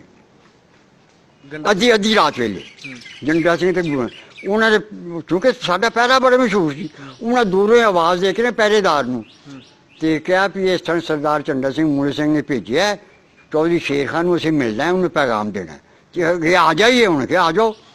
ਉਹਨੇ ਕਿਹਾ ਸਾਨੂੰ ਉੱਥੇ ਸ਼ੇਰ ਖਾਨ ਦੇ ਘਰ ਲੈ ਜਾਓ। ਉਹਨੇ ਕਿਹਾ ਤੂੰ ਉੱਥੇ ਤਾਂ ਨਹੀਂ ਲੈ ਕੇ ਜਾਂਦੇ, ਉਹਨੂੰ ਇੱਥੇ ਬੁਲਾ ਦਿੰਦੇ ਆ। ਬੁਲਾਇਆ। ਉਹਨੇ ਕਿਹਾ ਜੀ ਝੰਡਾ ਸਿੰਘ ਮੂਲਾ ਸਿੰਘ ਕਹਿੰਦੇ ਵੀ ਇਹ ਸਾਰੀ ਤਫਸੀਲ ਅਸੀਂ ਸਵੇਰੇ ਕੱਲ 10 ਵਜੇ ਦਿਨ ਤੁਹਾਡੇ ਉੱਤੇ ਸਰਦਾਰ ਊਧਮ ਸਿੰਘ ਨੇ ਜਥਾ ਲੈ ਕੇ ਆਉਣਾ ਤੇ ਤੁਸੀਂ ਪਿੰਡ ਦੇ ਵਿੱਚੋਂ, ਪਿੰਡ ਖਾਲੀ ਹੋਵੇ, ਇੱਥੇ ਬੰਦਾ ਪਰਿੰਦਾ ਕੋਈ ਨਾ ਉਹਨਾਂ ਸਿਰ ਤੁਹਾਡੀਆਂ ਜਾਨਾਂ ਮਾਰਨੀਆਂ, ਕੁੰਡੇ ਲਾ ਕੇ ਚਲੇ ਜਾਓ, ਤਾਲੇ ਲਾ ਕੇ ਚਲੇ ਜਾਓ, ਘਰ ਖਾਲੀ ਛੱਡ ਕੇ ਚਲੇ ਜਾਓ, ਤੁਹਾਡੀ ਚੀਜ਼ ਉਹਨਾਂ ਨਹੀਂ ਛੇੜਨੀ, ਚੀਜ਼ ਕੋਈ ਨਹੀਂ ਛੇੜਨੀ, ਤੁਹਾਡਾ ਬੰਦਾ ਉਹਨਾਂ ਬੰਦਾ ਕੋਈ ਨਾ ਹੋਵੇ। ਚੁਣਾਚ ਉਸ ਵੇਲੇ ਉਹ ਪੈਗਾਮ ਦੇ ਕੇ ਚਲੇ ਗਏ। ਉਹ ਸ਼ੇਖ ਖਾਨ ਨੇ ਆ ਕੇ ਆਪਣੇ ਘਰ ਦੱਸਿਆ। ਉਹਨੇ 27ਵੀਂ ਦੀ ਰਾਤ ਸੀ, ਉਹ ਰਮਜ਼ਾਨ ਦੀ। ਉਹਨੇ ਉਹਦੇ ਜਿਹੜੇ ਵਾਲੇ ਉਹਨਾਂ ਉਸੇ ਸੜਕੀ ਪਕਾਈ ਤੇ ਉਹਨਾਂ ਤਿਆਰੀ ਸ਼ੁਰੂ ਕਰ ਦਿੱਤੀ। ਇਹ ਸਭ ਫੈਲਦੀ ਉਹ ਉਸੇ ਵੇਲੇ ਫਿਰ ਉਹਨਾਂ ਨੇ ਨਾ ਮਗਰਬ ਵਾਲੇ ਪਾਸੇ ਜਿੱਥੇ GT ਰੋਡ ਹੈ ਨਾ ਉਹਦੇ ਜਾਣ ਦੀ ਤਿਆਰੀਆਂ ਨੂੰ ਸ਼ੁਰੂ ਕਰ ਲਈ ਵੀ ਇੱਕ ਦੋ ਸੋਚ ਕੇ ਟੁਰੇ ਵੀ ਕਿੱਧਰ ਚੱਲੇ ਹੁਣ। ਹਾਂਜੀ, ਉਹਨੇ ਇਹ ਸੋਚਿਆ ਵੀ ਅਸੀਂ ਜਿੱਥੇ ਸਾਡੇ ਪਿੰਡ GT ਰੋਡ ਤੇ ਚੜ੍ਹਦੀ ਸੀ ਨਾ, ਉੱਥੇ ਮੁਸਲਮਾਨਾਂ ਦੀ ਆਬਾਦੀ ਸੀ, ਉਹਨੂੰ ਨਵੀਂ ਆਬਾਦੀ ਵੀ ਸੱਦਦੇ ਸੀ ਤੇ ਮਕਬੂਲਪੁਰਾ ਵੀ ਸੱਦਦੇ ਸੀ। ਉਹ ਸਿਰਫ ਮੁਸਲਮਾਨਾਂ ਦੀ ਆਬਾਦੀ ਸੀ, ਖਾਲੀ ਹਿੰਦੂ ਸਿੱਖ ਕੋਈ ਨਹੀਂ ਸੀ। ਕਿ ਉਹ ਮੁਸਲਮਾਨ ਦੀ ਆਬਾਦੀ ਆ, ਉੱਥੇ ਜਾ ਕੇ ਪਨਾਹ ਲੈਂਦੇ ਆ ਤੇ ਅੱਜ ਦਾ ਜਿਹਨੇ ਆਂਦੇ ਕੱਲ੍ਹ ਅਸੀਂ ਆ ਜਾਣਾ। ਤਾਂ ਕਿ ਉਹਨਾਂ ਨੇ ਥੋੜ੍ਹਾ ਬਹੁਤਾ ਰਾਸ਼ਨ ਲਿਆ, ਕੋਈ ਕੱਪੜੇ ਕੁੱਪੜੇ ਲੈ ਕੇ ਉੱਥੇ ਹੁੰਦੇ ਜਾ ਕੇ ਸੌਣਾ ਪੈਣਾ। ਉਹ ਅੱਛਾ, ਇਹ ਜਿਹੜੇ ਮੇਰੇ ਅੱਬਾ ਜੀ ਦਾ ਘਰ ਸੀ, ਸਾਡੇ ਰਿਸ਼ਤੇ ਦਾ ਘਰ ਸੀ, ਇਹ ਉਸ ਆਬਾਦੀ ਤੋਂ ਦੂਸਰੇ ਪਾਸੇ ਕਾਰਨਰ ਤੇ ਕਰਕੇ ਦੂਰ ਫਾਸਲੇ ਸੀ। ਉੱਥੇ ਸਭ ਉਸ ਆਬਾਦੀ ਹਿੱਸੇ ਵਾਲੇ ਨੂੰ ਪਹਿਲਾਂ ਪਤਾ ਲੱਗ ਗਿਆ, ਉਹ ਜਲਦੀ ਨਿਕਲ ਗਿਆ ਪਿੰਡੋਂ। ਸਾਨੂੰ ਸਵੇਰੇ ਪਤਾ ਲੱਗਾ ਜਦੋਂ ਫਜਰ ਦੀ ਨਮਾਜ਼ ਪੜ੍ਹਨ ਲੱਗੇ ਚੁਣਾਚੇ। ਉਸੇ ਵੇਲੇ ਮੇਰੇ ਚਾਚਾ ਜੀ ਜਿਹੜੇ ਸੀ, ਉਹਦਾ ਨਾਂ ਸੀ ਫਜ਼ਲ ਹਕ, ਉਹ ਸਾਡੀਆਂ ਜ਼ਮੀਨਾਂ ਦੂਰ ਤੱਕ ਫੈਲੀਆਂ, 2 ਮੀਲ ਦੇ ਫਾਸਲੇ ਤੇ ਸਾਡੇ ਮੁਜ਼ਾਰੇ ਸਨ ਮੁਸਲਮਾਨ। ਅੱਛਾ, ਉਹਦੇ ਘਰ ਗਿਆ ਤਾਂ ਉੱਥੇ ਜਾ ਕੇ ਕਹਿ ਪਿਆ ਅਸੀਂ ਨਿਕਲ ਚੱਲੇ ਹਾਂ ਪਿੰਡੋਂ ਤੇ ਸ਼ਾਇਦ ਵਾਪਸ ਆਈਏ ਕਿ ਨਾ ਆਈਏ। ਤੇ 100 ਰੁਪਈਆ ਮੁਜ਼ਾਰੇ ਨੇ ਕਿ 100 ਰੁਪਈਆ ਮੈਨੂੰ ਫੌਰਨ ਸਾਨੂੰ ਦਿਓ, ਅਸੀਂ ਜਾਣਾ। ਉਹ ਕਹਿਣਗੇ ਜੇ ਤੁਸੀਂ ਪਿੰਡ 'ਚ ਛੱਡ ਕੇ ਚਲੇ ਜਾਣਾ ਤੇ ਅਸੀਂ ਤੇ 2-2 4-4 ਘਰ ਹੈ ਮੁਸਲਮਾਨਾਂ ਦੇ ਪਿੰਡਾਂ ਵਿੱਚ, ਤੇ ਅਸੀਂ ਤੇ ਤੁਹਾਡੇ ਆਸੇ ਤੇ ਬੈਠੇ ਹੋਏ ਹਾਂ, ਕੱਲ੍ਹ ਅਸੀਂ ਵੀ ਨਿਕਲ ਜਾਵਾਂਗੇ। ਚਾਚੇ ਮੇਰੇ ਕਹਿੰਦੇ ਨੇ ਵੀ ਉਹ ਦੇਣ ਨਾ ਤੇ ਮੈਂ ਛੱਡਣ ਮੈਂ ਸੀ ਸਾਡੇ ਕੋਲ ਪੈ। ਚਾਚੇ ਕਹਿੰਦੇ ਵੀ ਖੋ ਕੇ ਲਿਆਉਣ ਵਾਲੀ ਗੱਲ ਸੀ, ਵੀ 100 ਰੁਪਈਆ ਉਹਨਾਂ ਕੋਲ ਮੈਂ ਉਧਾਰਾ ਲਿਆ ਵੀ ਪਾਕਿਸਤਾਨ ਜਾ ਕੇ ਤੇ ਅਸੀਂ ਤੁਹਾਨੂੰ ਜਿੱਥੇ ਜਦੋਂ ਮੇਰੇ ਦੇ ਜਾਏ। ਤੁਸੀਂ ਪਾਕਿਸਤਾਨ ਵਾਸਤੇ ਨਿਕਲ ਪਏ? ਮੈਂ ਜੀ ਉਹ ਅਸੀਂ ਪਾਕਿਸਤਾਨ ਨਿਕਲਣ ਦਾ ਇਰਾਦਾ ਬਣ ਗਿਆ ਹੋਇਆ ਸੀ ਸਾਡਾ। ਅੱਧੇ ਤੋਂ ਪਿੰਡ ਜ਼ਿਆਦਾ ਜਿਹੜਾ ਉਹ ਘਰ ਛੱਡ ਕੇ ਸਫ਼ਰ ਚੋਂ ਸ਼ੁਰੂ ਕਰ ਦਿੱਤਾ ਹੋਇਆ ਸੀ। ਅੱਛਾ, ਸਾਡੇ 6-7 ਘਰ ਜਿਹੜੇ ਸਨ ਅਸੀਂ, ਮੇਰੇ ਅੱਬਾ ਜੀ ਹੋਏ, ਚਾਚਾ ਹੋਇਆ, ਦੂਸਰਾ ਚਾਚਾ ਹੋਇਆ, ਇਸ ਤਰ੍ਹਾਂ ਕਰਕੇ ਇਹਨਾਂ ਘਰਾਂ ਦੇ ਵੱਡੇ ਐਲਡਰ ਜਿਹੜੇ ਸੀ ਕਿ ਉਹ ਇਕੱਠੇ ਹੋਏ ਤੇ ਉਹਨਾਂ ਨੇ ਸੋਚਿਆ ਕਿ ਅਸੀਂ ਪਿੰਡ ਨਾ ਛੱਡੀਏ। ਮੇਰੇ ਅੱਬਾ ਜੀ ਦਾ ਘਰ ਜਿਹੜਾ ਸੀ ਉਹ ਪੱਕਾ ਬਣਿਆ ਹੋਇਆ ਸੀ ਤੇ ਬੜਾ ਕਿਲ੍ਹਾ ਨੁਮਾ ਸੀ। ਉਹਨੇ ਕਿਹਾ ਵੀ ਇਹ ਘਰ ਪੱਕਾ ਹੈ, ਮਹਿਫੂਜ਼ ਹੈ, ਕਿਲ੍ਹਾ ਨੁਮਾ ਹੈ, ਇੱਥੇ ਅਸੀਂ 6-7 ਘਰ ਦੇ ਸਾਰੇ ਅਫਰਾਦ ਜਿਹੜੇ ਸੀ ਮੌਕੇ ਕਿਲਾ ਬੰਦ ਹੋ ਜਾਂਦੇ ਆ ਤੇ 10 ਵਜੇ ਹਮਲਾ ਹੋਣਾ ਜਿਸਲੇ ਹਮਲਾ ਖਤਮ ਹੋ ਜਾਏ ਫਿਰ ਅਸੀਂ ਬਾਹਰ ਨਿਕਲਾਂਗੇ। ਮੈਂ ਉਸ ਵੇਲੇ ਪੌਣੇ 15 ਸਾਲ ਉਮਰ ਸੀ ਲੇਕਿਨ ਮੈਂ ਝਿਜਕਦਾ ਨਹੀਂ ਸੀ ਹੁੰਦਾ। ਮੈਂ ਸਾਰਿਆਂ ਦੀ ਮੁਖਾਲਫਤ ਕੀਤੀ। ਮੈਂ ਕਿਹਾ ਅਸੀਂ ਕਿਲਾ ਬੰਦ ਨਹੀਂ ਹੋ ਸਕਦੀ, ਇਹ ਤੇ ਖੁਦਕੁਸ਼ੀ ਆਪਣੇ ਆਪ ਨੂੰ ਕਤਲ ਕਰਨ ਵਾਲੀ ਬਾਤ ਹੈ। ਕਲੌਂਜੀ ਕਿਲਾ ਕਿਉਂ ਨਹੀਂ? ਮੈਂ ਕਿਹਾ ਉਹ ਸਾਡਾ ਪਿੰਡ ਕਿਉਂਕਿ ਉੱਚੀ ਸੀ ਨਾ ਤੇ ਸਾਈਡਾਂ ਤੇ ਢਲਾਨ ਸੀ ਸਾਡਾ, ਉਹ ਢਲਾਨ ਦੇ ਅਖੀਰ ਤੇ ਆ ਕੇ ਮਕਾਨ ਸੀ। ਸਾਡੇ ਨਾਲ ਦਾ ਘਰ ਜਿਹੜਾ ਉਹ ਸਾਡੇ ਤੋਂ ਐਵੇਂ 4 ਫੁੱਟ ਉੱਚਾ ਸੀ ਤੇ ਉਸ ਨੁੱਕਰ ਦੇ ਵਿੱਚ ਸਾਡੀ ਖੁਰਲੀ ਸੀ। ਮੱਝ ਨੌਕਰ ਨੇ ਮਸ਼ਾਨ ਨੂੰ ਲਿਆਉਣੀ ਮੱਝ ਨਹੀਂ ਚੋ ਕੇ ਉਹਨੇ ਅਸੀਂ ਚੋ ਲੈਣੀ ਤੇ ਉਹਨੇ ਉਹ ਹਵੇਲੀ ਫਿਰ ਮੱਝ ਲੈ ਜਾਣੀ। ਸਵੇਰੇ ਫਿਰ ਉਹਨੇ ਲਿਆਉਣੀ ਮੱਝ ਉੱਥੇ ਲਿਆ ਕੇ ਚੋ ਲੈਣੀ। ਫਿਰ ਛੋਟੀ ਅਸੀਂ ਖੁਰਲੀ ਬਣਾਈ ਉਸ ਨੁੱਕਰ ਦੇ ਵਿੱਚ। ਮੈਂ ਉਹਨੂੰ ਦੱਸਿਆ ਮੈਂ ਕਿਹਾ ਉਸ ਨੁੱਕਰ ਵੀ ਸਾਡੀ ਖੁਰਲੀ ਹੈ ਤੇ ਨਾਲ ਦਾ ਘਰ ਜਿਹੜਾ ਉਹ ਬਿਲਕੁਲ ਉੱਥੋਂ ਉਹਦੀ ਦੀਵਾਰ ਤੋਂ ਬੰਦਾ ਛਾਲ ਮਾਰੇ ਤੇ 4 ਫੁੱਟ ਉੱਥੇ ਨਿਕਲ ਖੁਰਲੀ 'ਚ ਆ ਜਾਏਗਾ। ਖੁਰਲੀ ਤੋਂ 2 ਫੁੱਟ ਥੱਲੇ ਆ ਕੇ ਸਾਡੇ ਤੇ ਮੈਂ ਕਿਹਾ ਇੱਥੋਂ ਆ ਜਾਣਗੇ ਤੇ ਸਾਡੇ ਬੰਦਿਆਂ ਨੇ ਕੀ ਕਿਹਾ? ਉਹਨੇ ਕਿਹਾ ਜੀ ਰਾਈਫਲ ਸਾਡੇ ਕੋਲ ਹੈ, ਸਾਡੇ ਘਰ ਦੇ ਕੋਲ ਹੈ ਤੇ ਉਹ ਇੱਕ ਜਿਹੜਾ ਬੰਦਾ ਉੱਥੇ ਉਤਰੇਗਾ ਸਿੱਖਾਂ ਦਾ ਫਾਇਰ ਕਰਕੇ ਸਾਡੇ 2 ਮੇਰੇ ਚਾਚੇ ਦਾ ਬੇਟਾ ਫੌਜੀ ਰਿਟਾਇਰਡ ਸੀ ਤੇ ਇੱਕ ਸਾਡਾ ਵਾਕਰ ਸੀ ਜਿਹਦੇ ਕੋਲ ਬੰਦੂਕ ਸੀ, ਉਹ ਪੁਲਿਸ ਕਾਂਸਟੇਬਲ ਸੀ। ਉਹਨੇ ਕਿਹਾ ਕਿ 2 ਜਣੇ ਹੋਣਗੇ, ਗੋਲੀਆਂ ਸਾਡੇ ਕੋਲ ਨੇ, ਫਾਇਰ ਕਰਕੇ ਮਾਰ ਦੇਂਗੇ। ਮੈਂ ਕਿਹਾ ਜਿਸ ਵੇਲੇ ਫਾਇਰ ਕਰਕੇ ਪਹਿਲੀ ਗੋਲੀ ਜਲ ਕੇ ਮਾਰ ਦਿੱਤਾ ਨਾ, ਫਾਇਰ ਦੀ ਆਵਾਜ਼ ਜਾਣੀ ਹੈ ਦੂਰ ਤੱਕ। ਉਹ ਸਿੱਖ ਜਿਹੜੇ ਹਮਲਾਵਰ ਗਲੀਆਂ 'ਚ ਫਿਰਦੇ ਨੇ ਨਾ ਉਹਨਾਂ ਸਾਰੇ ਉਹ ਫਾਇਰ 'ਚ ਉਹਨੇ ਇੱਥੇ ਇਕੱਠੇ ਹੋ ਜਾਣਾ ਤੇ ਹੋਰ ਕੰਮ ਤੇ ਮੈਂ ਫਿਰ ਆਉਣਗੇ। ਦੇਖੋ ਮੈਂ ਆਪਣੀ ਅਕਲਮੰਦੀ ਨਹੀਂ ਗੱਲ ਕਰ ਰਿਹਾ, ਬਾਜ਼ ਅੱਲਾ ਮੈਂ ਅਕਲ ਦਿੰਦਾ। ਉਹ ਕਹਿਣਗੇ ਜੀ ਤੇ ਉਹ ਮੈਂ ਕਿਹਾ ਉਹ ਜਿਸ ਆ ਜਾ ਅਸੀਂ ਜਿਹੜਾ ਬੰਦਾ ਉੱਥੋਂ ਉਤਰਦਾ ਜਾਏਗਾ ਫਾਇਰ ਕਰਕੇ। ਮੈਂ ਕਿਹਾ ਇੱਕ ਬੰਦੇ ਨੂੰ ਮਾਰੋਗੇ, 2 ਨੂੰ 3 ਨੂੰ 4 ਨੂੰ 5 ਨੂੰ ਕਿੰਨਾ ਕੁ ਮਾਰ ਜਾਓਗੇ, ਤੁਹਾਡੀਆਂ ਗੋਲੀਆਂ ਖਤਮ ਹੋ ਜਾਣੀਆਂ। ਅੱਛਾ ਲੇਕਿਨ ਉਹ ਨਾ ਮੰਨੇ। ਲੇਕਿਨ ਅੱਲਾ ਨੇ ਸਾਨੂੰ ਬਚਾਉਣਾ ਸੀ। ਜਿਹੜੇ ਆਦਮੀ ਕੋਲ ਬੰਦੂਕ ਸੀ ਨਾਲ ਦੇ ਸਾਡੇ ਘਰ ਵਾਲਾ ਉਹ ਕਾਂਸਟੇਬਲ ਸੀ ਪੁਲਿਸ ਦੇ ਵੀ, ਉਹ ਬਾਹਰ ਨਿਕਲਿਆ ਬੰਦੂਕ ਦੇ ਕੋਲ ਬਾਹਰ ਨਿਕਲਿਆ ਤੇ ਤੁਰਿਆ ਸਾਡੇ ਕੋਲ ਜਿਸ ਲਿਆ ਤੇ ਸਾਡੇ ਬੰਦੇ ਨੇ ਕਿਹਾ ਅਸਕਰ ਸ਼ਾਹ ਕਿੱਧਰ ਚੱਲੇ ਆ? ਕਹਿਣ ਲੱਗਾ ਜੀ ਉਹ ਸਾਡੇ ਪਿੰਡ ਦਾ ਜਵਾਈ ਸੀ। ਉਹ ਕਹਿਣ ਲੱਗਾ ਤੁਹਾਡੀ ਧੀ ਜਿਹੜੀ ਹੈ ਨਾ ਉਹ ਡਰਦੀ ਬੜਾ ਵਾ, ਉਹਨੂੰ ਮੈਂ ਆਪਣੇ 2 ਮੀਲ ਫਾਸਲੇ 'ਤੇ ਉਹਨਾਂ ਦਾ ਜੂਨ ਵਾਲੇ ਪਾਸੇ ਪਿੰਡ ਸੀ ਉਸ ਬੰਦੇ ਉੱਥੇ ਮੈਂ ਆਪਣੇ ਉਹਨੂੰ ਛੱਡਣ ਚੱਲਿਆ ਵਾਂ। ਉਹ ਅੱਗੇ ਸੀ ਤੇ ਸਾਡੇ ਬੰਦੇ ਉਹ ਅੱਗੇ ਸੀ, ਨਾਲ ਪਿੱਛੇ ਉਹਦਾ ਸਹੁਰਾ ਸੀ, ਫਿਰ ਉਹਦਾ ਸਾਲਾ ਸੀ, ਫਿਰ ਉਹ ਬੀਵੀ ਸੀ। ਉਹ ਇੱਕ ਐਸਾ ਤੇ ਸਾਡੇ ਬੰਦਿਆਂ ਨੇ ਬਜ਼ੁਰਗਾਂ ਨੇ ਕਿਹਾ ਵੀ ਇਹ ਫਿਰ ਬੰਦੂਕ ਸਾਨੂੰ ਦੇ ਜਾ। ਉਹ ਕਹਿਣ ਲੱਗਾ ਮੈਂ ਇੱਥੋਂ ਪੈਲੀਆਂ ਦੇ ਵਿੱਚੋਂ ਦੀ ਜਾਣਾ ਹੈ, ਉੱਥੇ ਤੇ ਬੰਦੂਕ ਦੀ ਤਾਂ ਉੱਥੇ ਜ਼ਰੂਰਤ ਪੈਣੀ ਹੈ। ਤੇ ਉਹ ਕਹਿਣ ਲੱਗਾ, ਉਹਨੇ ਕਿਹਾ ਜੀ ਮੈਂ ਉੱਥੇ ਛੱਡ ਕੇ ਤੇ ਮੈਂ ਉਹਨੇ ਪੈਲੀ ਆ ਜਾਣਾ। ਉਹ ਚਲਾ ਗਿਆ ਤੇ ਫਿਰ ਅੱਲਾ ਨੇ ਸਾਡੇ ਐਲਡਰ ਸਾਡੇ ਵੱਡਿਆਂ ਨੂੰ ਅਕਲ ਦਿੱਤੀ। ਉਹ ਫਿਰ ਤਿਆਰ ਹੋਏ ਵੀ ਇੱਥੇ ਰਹਿਣਾ ਅੰਸੇ ਫਿਰ ਇਸ ਉੱਥੋਂ ਨਿਕਲੇ। ਅੱਛਾ ਤੁਸੀਂ ਉੱਥੋਂ ਟੁਰੇ ਜਿਸ ਤਰ੍ਹਾਂ ਮੋਸਟਲੀ ਲੋਕ ਆਪਣੀ ਸਵਾਰੀਆਂ ਤੇ ਆਏ, ਕੋਈ ਟ੍ਰੇਨਾਂ ਤੇ ਆਏ, ਤੁਸੀਂ ਕਿਸ ਤਰ੍ਹਾਂ ਆਏ, ਕਿੱਥੇ ਤੱਕ ਆਏ? ਮੈਂ ਕਰਦਾ ਉੱਥੋਂ ਵੀ ਅਸੀਂ ਨਾ ਤਿਆਰ ਹੋ ਗਏ ਵੀ ਚਲੋ ਜੀ ਉੱਥੇ ਚੱਲੀਏ, ਇਹ ਪਿੰਡ ਛੱਡ ਜੀ। ਉੱਥੋਂ ਅਸੀਂ ਨਿਕਲੇ ਆ ਤੇ ਥੋੜ੍ਹੇ ਅੱਗੇ ਜਾ ਕੇ ਮੇਰੀ ਤੇ ਮੇਰੇ ਚਾਚਾ ਜੀ ਦੀ ਹਵੇਲੀ ਆ ਜਾਂਦੀ ਸੀ। ਉੱਥੇ ਸਾਡੇ ਭੈਂਸਾਂ ਕੋਈ ਹਲ ਚਲਾਉਣ ਵਾਲੇ ਸੰਡੇ ਵੱਜੇ ਹੋਏ ਸੀ। ਜਿਸ ਉਹਦੇ ਕੋਲੋਂ ਦੀ ਅਸੀਂ ਲੰਘੇ ਆ ਨਾ ਤੇ ਮੇਰੇ ਅੱਬਾ ਜੀ ਪੂਰੀ ਫੈਮਿਲੀ, ਚਾਚਾ ਜੀ ਦੀ ਫੈਮਿਲੀ ਤਾਂ ਇਸ ਕਰਕੇ 4-5 ਫੈਮਿਲੀ ਔਰ ਤਾਂ ਛੋਟੇ ਤੇ ਮੈਨੂੰ ਅੱਬਾ ਜੀ ਨੇ ਕੋਲੋਂ ਆਵਾਜ਼ ਵੀ ਸ਼ਹੀਦ ਇਹ ਜਾ ਕੇ ਹਵੇਲੀ ਤੇ ਇਹ ਜਿੰਨੇ ਮਵੇਸ਼ੀ ਹੈ ਨਾ ਇਹਨੂੰ ਆਜ਼ਾਦ ਕਰ ਦੇ। ਜਿਹੜੀਆਂ ਮੱਝਾਂ ਨੇ ਇਹਦੇ ਉੱਤੋਂ ਸੰਗਲ ਖੋਲ ਦੇਵੀਂ ਤੇ ਜਿਹੜੇ ਸੰਡੇ ਨੇ ਉਹਨਾਂ ਦੀ ਉਹ ਲਗਾਮ ਵੀ ਹੁੰਦੀ ਆ, ਫੜ ਕੇ ਤੋਂ ਬੇੜੀਆਂ ਅੱਛੀ ਤਰ੍ਹਾਂ। ਇਸ ਕਰਕੇ ਵੀ ਅਸੀਂ ਇੱਥੇ ਧੁੱਪ ਵੀ ਆਉਣੀ ਹੈ, ਇਹ ਧੁੱਪੇ ਨਾ ਜਾਨਵਰ ਮਰਦੇ ਰਹਿਣ, ਇਹਨਾਂ ਪਾਣੀ ਵੀ ਪੀਣਾ ਸੰਡੇ। ਮੈਂ ਉੱਥੇ ਗਿਆ ਤਾਮੀਲ ਵਿੱਚ, ਮੈਂ ਜਿਉਂ ਜਿਉਂ ਇੱਕ ਦਾ ਸੰਗਲ ਖੋਲ੍ਹਦਾ ਜਾਂਦਾ ਸੀ ਨਾ ਹਰ ਜਾਨਵਰ ਤੇ ਮੇਰਾ ਦਿਲ ਗਵਾਹੀ ਦਿੰਦਾ ਸੀ। ਮੈਂ ਸ਼ਹੀਦ ਅੱਜ ਤੱਕ ਹੈ ਮੈਂ ਹੀ ਸਾਡੀ ਸੀ ਮਲਕੀਅਤ, ਹਾਏ। ਹੁਣ ਮੇਰੀ ਮਲਕੀਅਤ ਨਹੀਂ, ਸਾਡੀ ਮਲਕੀਅਤ ਨਹੀਂ ਹੈ। ਦਿਲ ਬੜਾ ਇਸਾ ਕਰਕੇ ਮੈਂ 6-7-8 ਜਾਨਵਰ ਮੈਂ ਆਜ਼ਾਦ ਕੀਤੇ ਤੇ ਹਰ ਵਾਰੀ ਮੈਂ ਦਿਲ ਕੀ ਬੀਤੀ ਜੀ ਦਿਲ ਤੇ ਉਸ ਟਾਈਮ? ਉਸੇ ਕਿਉਂਕਿ ਮੈਂ ਜਵਾਨ ਸਾਂ ਨਾ ਤੇ ਮੈਂ ਉਸ ਵੇਲੇ ਬੜੇ ਹੌਸਲੇ ਵਿੱਚ ਸਾਂ। ਹੁਣ ਦੁੱਖ ਜ਼ਰੂਰ ਹੋਇਆ। ਇਸ ਵੇਲੇ ਮੇਰੀ ਉਮਰ 86, ਹੁਣ 87ਵਾਂ ਸਵਾ 86 ਸਾਲ ਇਸ ਵੇਲੇ ਮੇਰੀ ਉਮਰ ਹੈ। ਉਸ ਵੇਲੇ ਮੈਂ ਪੌਣੇ 15 ਸਾਲ ਦਾ ਸੀ। ਉਸ ਵੇਲੇ ਮੇਰੇ ਹੌਸਲਾ ਵਗੈਰਾ ਵਗੈਰਾ ਬਹੁਤ ਉੱਚੇ ਸਨ ਤੇ ਮੈਂ ਬਸ ਮਹਿਸੂਸ ਕੀਤਾ, ਲੇਕਿਨ ਮੈਨੂੰ ਕੋਈ ਪਰੇਸ਼ਾਨੀ ਜਾਂ ਤਕਲੀਫ ਨਹੀਂ ਹੋਈ ਜ਼ਹਿਨੀ ਤੌਰ ਤੇ ਕੋਈ। ਅੱਛਾ ਆ ਗਏ।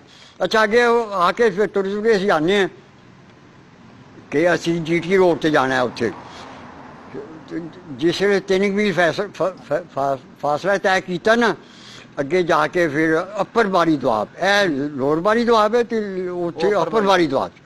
ਉਹ ਜਿਸ ਵੇਲੇ ਅਸੀਂ ਉਹਦਾ ਪੁਲ ਕ੍ਰਾਸ ਕਰਨ ਲੱਗੇ ਆ ਨਾ, ਉਸ ਪੁਲ ਤੇ ਦੋ ਸਾਈਡਾਂ ਤੇ ਸਿੱਖ ਜਵਾਨ ਬੈਠੇ ਹੋਏ, ਚਾਰ ਪੰਜ ਬੱਚੇ ਉਹਨਾਂ ਦੇ ਕੋਲ, ਧੁੱਪ ਦੇ ਵਿੱਚ ਚਮਕਦੇ ਸੀ ਬੱਚੇ, ਲੇਕਿਨ ਸਾਨੂੰ ਫਿਕਰ ਕੋਈ ਨਹੀਂ ਸੀ।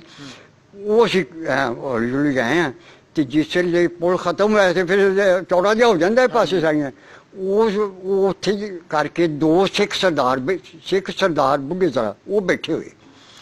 ਮੇਰੇ ਅੱਬਾ ਜੀ ਨੂੰ ਉਹਨਾਂ ਨੇ, ਸਿੱਖਾਂ ਨੇ, ਉਹ ਸਰਦਾਰਾਂ ਨੇ ਆਪਣੀ ਤਰ੍ਹਾਂ ਸਤਿ ਸ੍ਰੀ ਅਕਾਲ ਕਰਕੇ ਸਲਾਮ ਕੀਤਾ।